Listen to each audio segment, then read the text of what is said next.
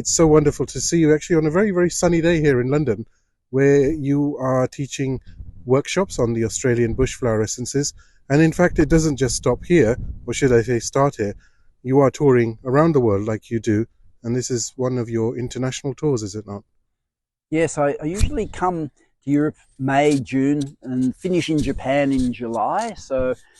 And normally we're escaping our winter, but it seems like I'm bringing our sunshine here. It's been a bit of a grim, wet, cold, grey spring so far in especially Europe. Yeah, it has been indeed. But hey, the sun's out today, so we can't Yeah, complain. we're teaching and the sun's here. And how are your workshops getting along? You're teaching a range of workshops, aren't you? So level 1, 2 workshops on the Australian bush essences Yeah, yeah. themselves. This is Saturday morning. We're starting our level 2 here, and on Thursday I was teaching a mental health workshop in Dublin, which was great. We had about 45, 50 people for that. We've done a couple of podcasts since being here. You know, it's great. The homeopaths are really getting out and sharing knowledge and what have you. So yes, from here we're doing a women's workshop on Monday, level 2 here, and then across teaching in Belgium, France, Germany, Italy, Bulgaria, and for the first time Romania on this trip. Amazing. And then finish in Japan. So And then home sweet home, no then doubt. home sweet home, yes. Yeah.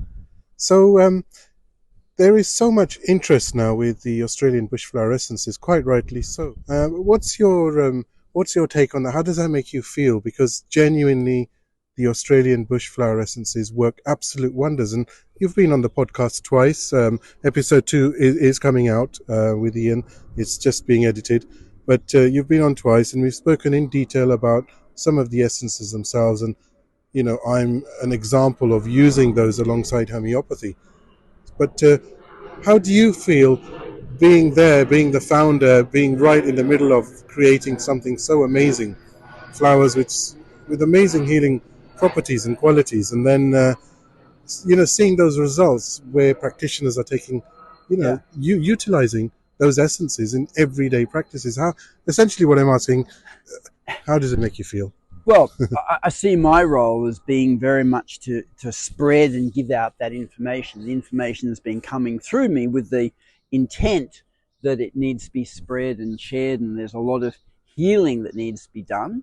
And then even with the flowers, their attitude is, they want to, it's this gift they bring to humanity. So they're very excited that we start using it.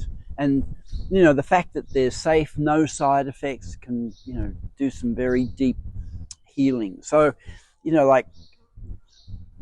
I get to meet wonderful people like yourself, and see beautiful parts of the world in my work. So I feel very privileged. But it's also my role, I think, is to show people the potential of what the essences can be doing, and so they can incorporate and use them. And in Dublin, we had a man there who did the first workshop with me 30 years ago. And in that time, he's got married, he's had children who've grown up, and he's used the essences with them. And I think for me, I get very excited when people are using the essences with their families and children, so the children grow up with the essences.